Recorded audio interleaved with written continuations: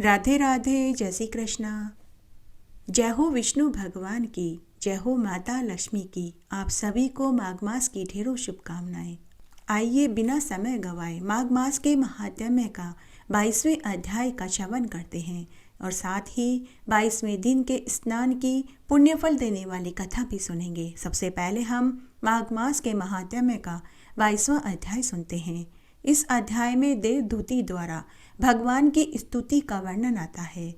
इस अध्याय को आप जरूर ध्यान से सुनिएगा, क्योंकि इस अध्याय को सुनने से ही आपके द्वारा भगवान की स्तुति भी हो जाएगी। इसका बहुत पुण्यफल मिलता है। जब आप इस कथा को सुनेंगे तो आप खुद महसूस करेंगे। वशिष्ठ मुनि राजा दिलीप से आगे बोले कि हे राजन, भगवान जनार्दन के अंतर्ध्यान हो जाने पर देवदूती नारायण के ध्यान में मग्न हो गए। वेद निधि लोमेश जी से आगे बोले कि हे महर्षि, मैं आपके मुख से वह पवित्र कथा सुनकर कृतकृत्य हो गया। गंगा जी में स्नान के समान विष्णु की इस पावन कथा से आज मैं पवित्र हो गया। अब कृपया करके उस स्रोत को मुझे सुनाइए जिससे पाप रहित देवदूती को माधव भगवान ने प्रसन्न होकर दर्शन और वरदान दिए थे।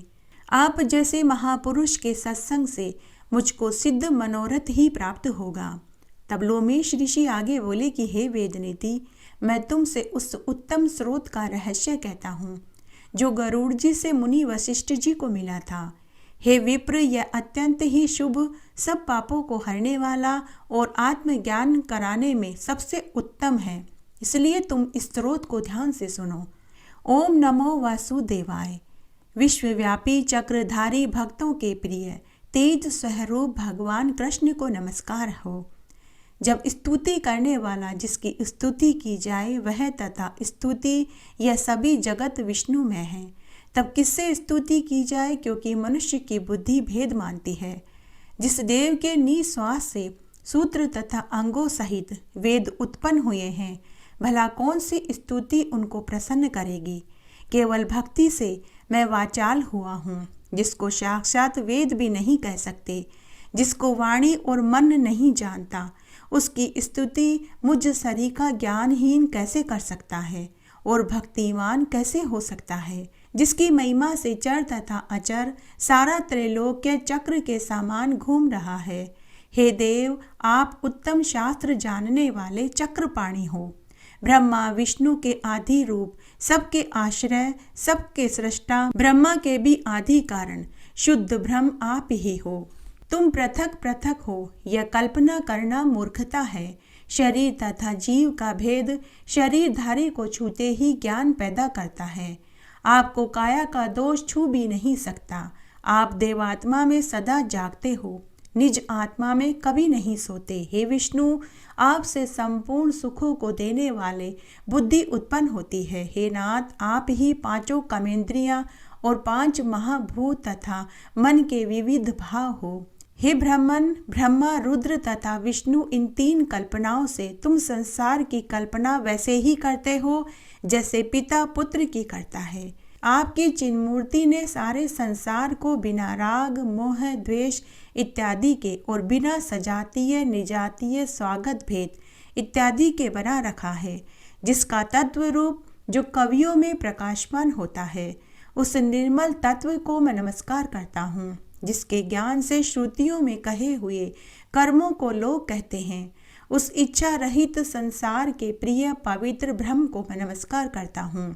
मैं उस सतरूप हरि को नमस्कार करता हूँ, जिनकी योगी लोग सब प्राणियों में आत्म रूप में अपरात्मा के रूप में उपासना करते हैं। जिसको अद्वैत ब्राह्मण लोग मैं ब्रह्म हूँ ऐसा कहते हुए गाते हैं, यज्ञ करते हैं और अपने को आपके ध्यान से देखते हैं, उस माधव भगवान को मैं नमस्कार करता हूँ। मैं उस चित्त रूपी आत्मा को नमस्कार करता हूँ जो मनुष्यों के माया तथा मोह से पैदा हुए विचित्र आभास, अहंकार तथा ममता को जानकर खो देता है। संसार में मनुष्यों की मोह रूपी वायु से सदा भभकने वाली तृष्णा की ज्वाला आपके चरण कमल की छाया पड़ने से नहीं जलाती। जिसके स्मरण मात्र से मोह, बुरी गति, रोग तथा दुख कुछ भी पैदा नहीं होता। मैं उस अनंत रूप को नमस्कार करता हूँ जिसके मिल जाने पर प्रजा और किसी कामने की इच्छा नहीं करता, जिसको जानकर अद्वैतवादी मनुष्य आत्मा के समान देखते हैं। यदि विष्णु शब्द का अर्थ और इनके विषय का ज्ञान एक ही होता तो इस सत्य से, हे माधव, मैं संसार की माया में न फंसकर तुम्हारे ही ध्यान में रत रहना चाहता हूँ। यदि वेदांत दर्शन की समस्त से नारायण सारे संसार में व्याप्त है तो इसी सत्य से मेरी विष्णु भगवान में निर्विघ्न भक्ति हो, जो बीज नहीं है अर्थात किसी वस्तु के कारण नहीं है, तो भी बिना बीज के अर्थात बिना किसी हेतु के स्वयं विद्यमान है। जो बीजों में बीज से युक्त है वह भगवान विष्णु ज्ञान रूपी खग से हमारे सांसारिक बीज को टुकड़े टुकड़े कर दे। जो संसार की सृष्टि स्थिति तथा लय के लिए ब्रह्मा विष्णु महेश के 3 रूप धारण करते हैं, इन कार्यों में सत्व रज तम इन तीनों गुणों से विद्यमान रहते हैं, वह भगवान मुझ पर प्रसन्न हो। वह भगवान जो सब देवताओं की प्रार्थना करने पर धर्म की रक्षा करने के लिए 10 रूप से देह धारण करके अवतार लेते हैं, वह भगवान मुझसे प्रसन्न हो। ब्रह्मा आदि से लेकर स्तंभ पर्यंत प्राणियों के हृदय रूपी निर्मल मंदिर में जो एक ही देवता वास करते हैं, वह भगवान मुझसे प्रसन्न हो। सृष्टि के पहले जिस देव ने इच्छा प्रकट की मैं एक से बहुत रूप से हो जाऊं, और जो एक से अनेक रूप में हुए तथा देवताओं का निर्माण कर उनमें प्रवेश किया, वह भगवान मुझ पर प्रसन्न हो।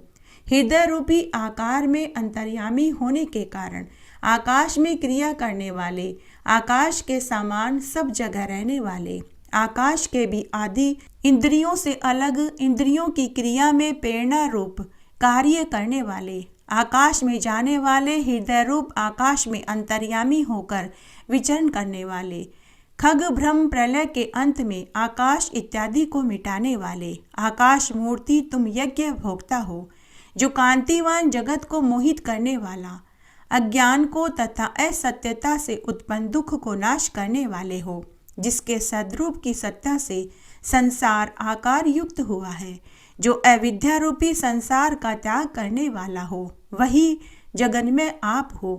आपका बनाया हुआ यह विश्व आनंद करता है और आपसे त्याग किए जाने पर यह अपवित्र हो जाता है।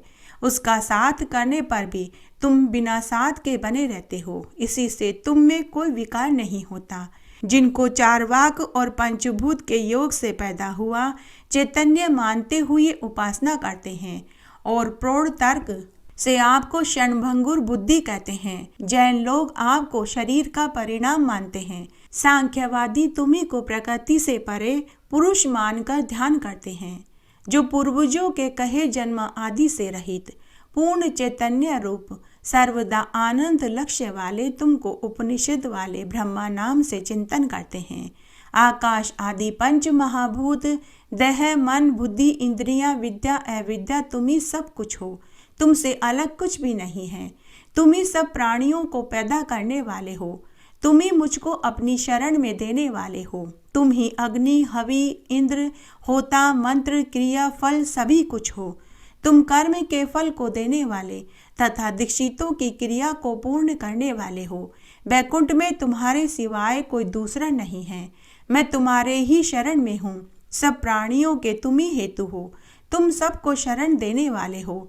जिस तरह युवतियों की तरुणों में तथा तरुणों की भरणी में हृदय की प्रीति रहती है, उसी तरह मेरी भी प्रीति तुम ही हो। हे हरे, जो पापी और दुराचारी मनुष्य आपको प्रणाम करता है, उसको यम के दूत उसी तरह नहीं देखते जैसे उल्लू सूर्य को नहीं देख पाता।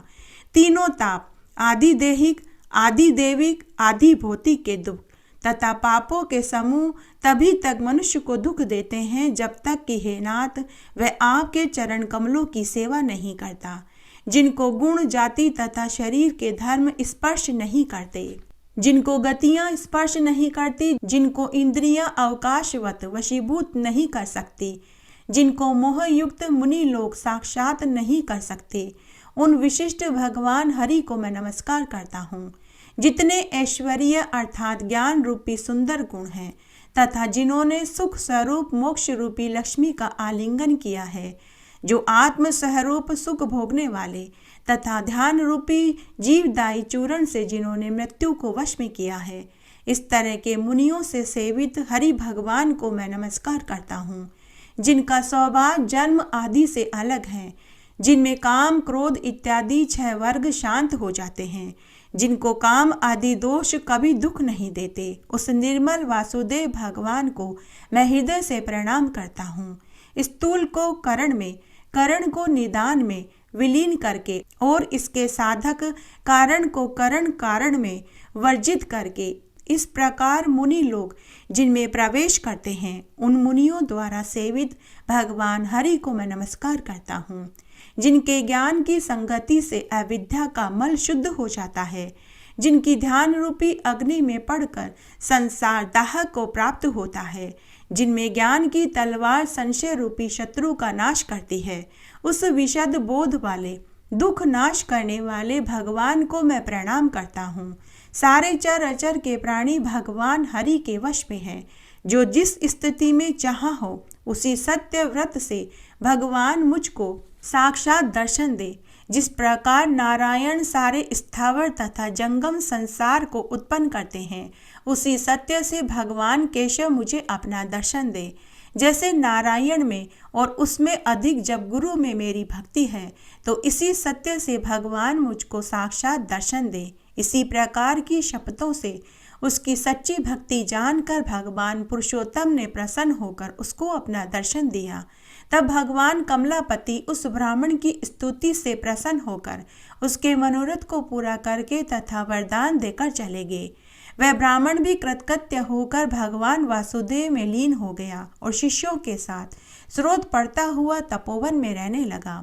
जो मनुष्य इस स्रोत को कहता, सुनता, पढ़ता या सुनाता है, उसको अश्वमेध यज्ञ करने का फल मिलता है। वह ब्राह्मण सदा आत्मविद्या के प्रबोध को पाता है, उसकी बुद्धि पाप में नहीं लगती, वह बुरा फल नहीं देखता। इस स्रोत का पठन पाठन से सब मनुष्यों की बुद्धि, मन, इंद्रियां स्वस्थ हो जाती है। जो मनुष्य हरि में लीन होकर भक्ति पूर्वक अर्थ का विचार करके इस स्रोत का जाप करता है, वह समस्त पापों से दूर होकर वैष्णव पद को ही पाता है। इस स्रोत के सदा पाठ करने से मनुष्य अपने सब काम और मन चाहे फल को पाता है, अति उत्तम पुत्रों को पाता है, दीर्घायु, आयु और धन और पराक्रम को पाता है। 1000 तिल पात्र और 100 गोदान दान करने से जो फल मिलता है, वही फल इस स्रोत का कीर्तन करने से ही मिल जाता है। मनुष्य धर्म, अर्थ, काम, मोक्ष में से जिसकी भी कामना करता है, वह उसको इस स्रोत का पाठ करने से ही मिल जाता है। इस स्तुति के सुनने से मनुष्य की सदाचार, विनय, धर्म, ज्ञान, तप और नीति में बुद्धि होती है। इस स्रोत के कीर्तन करने से महापातक और उपपातकों से युक्त मनुष्य भी तुरंत शुद्ध हो जाता है। इसके पार से बुद्धि, धन, यश, कीर्ति, ज्ञान, धर्म आदि सब बढ़ने लग जाते हैं। दुष्ट ग्रहों की शांति होती है और अशुभ का निवारण होता है। द्विजातियों को इस स्रोत के पढ़ने से उनकी सभी व्याधियां दूर हो जाती है, सब अरिष्टों को दूर करता है, दुर्गति से तारता है। नक्षत्र तथा ग्रहों की पीड़ा से राजा, देव, अग्नि, चोर, सिंह, व्याघ, भूत, प्रेत, पिशाच, पूतना, जम्बुक, टोटका आदि का कोई भय नहीं सताता। इस स्रोत का पाठ करने से मनुष्य को किसी भी प्रकार का कोई भय नहीं सताता। इस लोक और परलोक में वह अक्षय सुख भोगता है। वह पापों से नहीं लिपटता। उसको गंगा आदि पुण्य तीर्थों में जाकर स्नान करने से जो फल मिलता है, वही फल इस स्रोत को पढ़ने से ही मिल जाता है। वह अक्षय धन पाकर स्त्रियों का दुलारा होकर लोक में सत्कार प्राप्त करता है। इस स्रोत को सुनने और प्रातःकाल कीर्तन करने से भक्तों के धन का अभाव, काल करनी, बुरे स्वप्न, बुरी चिंताएं तुरंत भाग जाती है। उस मनुष्य पर कभी कोई विपत्ति नहीं आती, कोई रोग दोष नहीं सताता और न इंद्रियों से रहित होता है।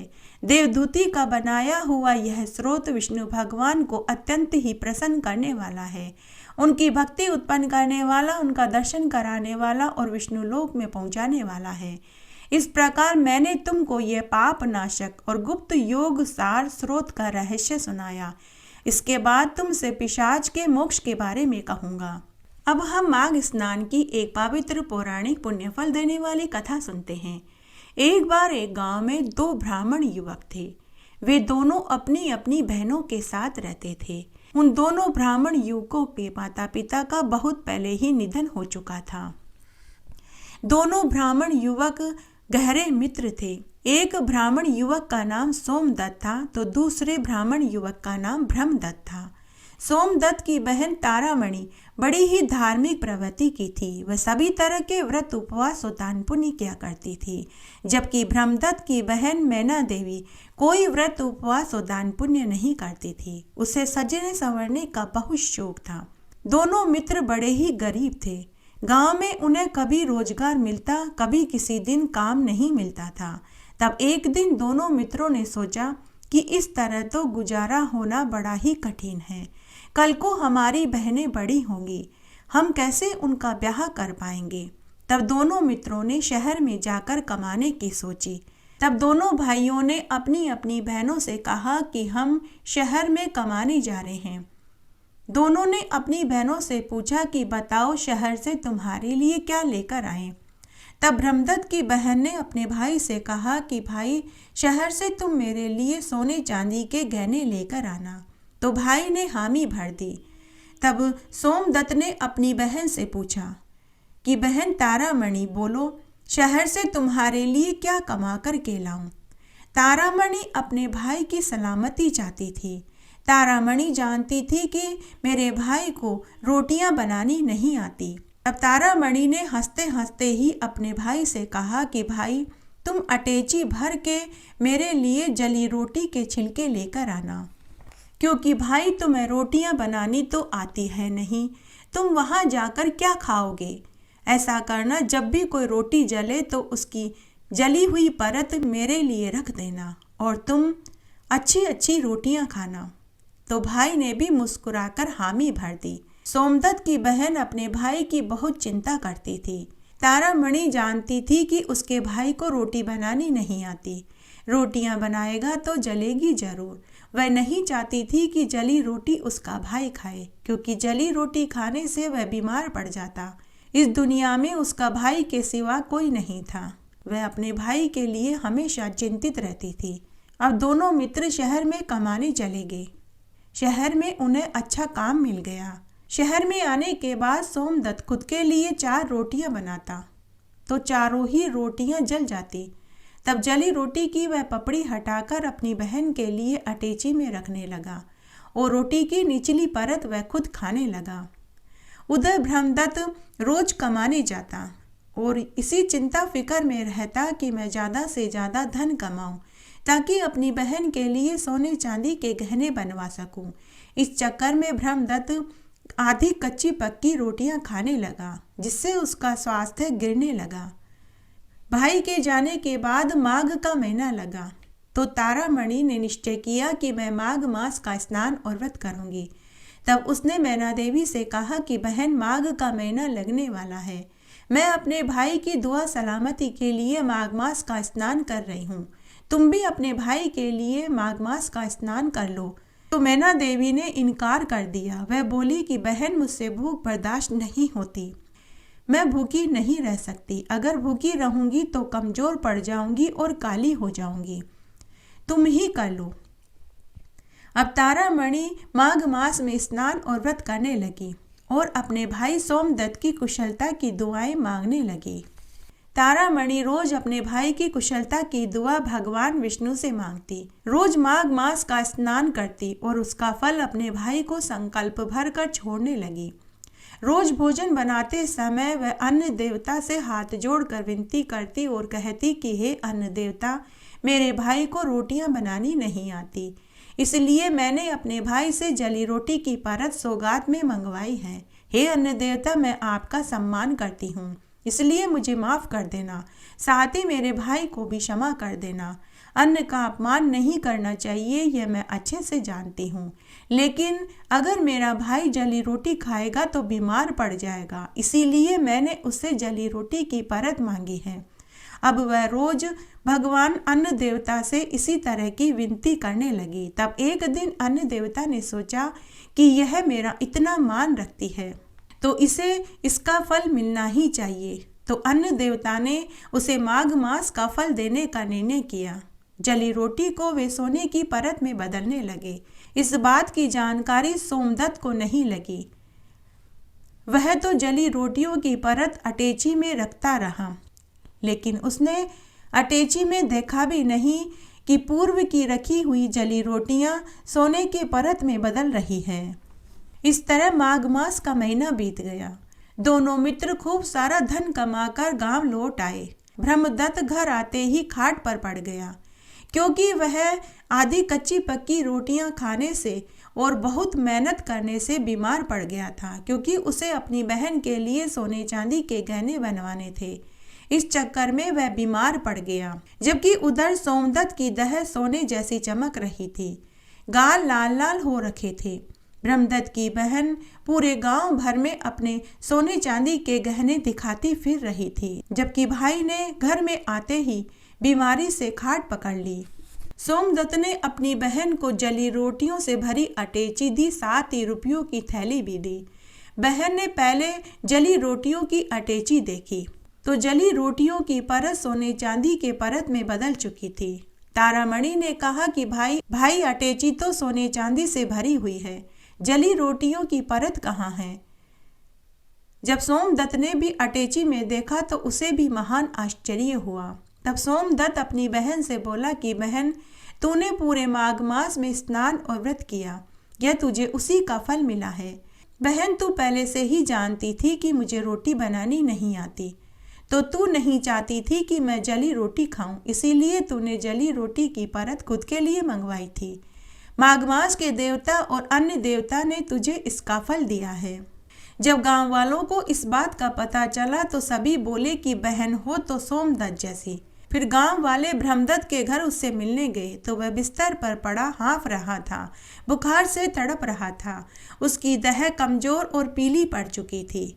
गांव वालों ने उससे इसका कारण पूछा कि तुम्हारी यह दशा कैसे हुई, तो वह बोला कि मैं अपनी बहन को सोने चांदी के गहनों की सौगात देने के लिए पूरे महीने कच्ची पक्की रोटियां खाता रहा और खूब मेहनत करता रहा, ताकि बहन के लिए सोने चांदी के गहने गढ़वा सकूं।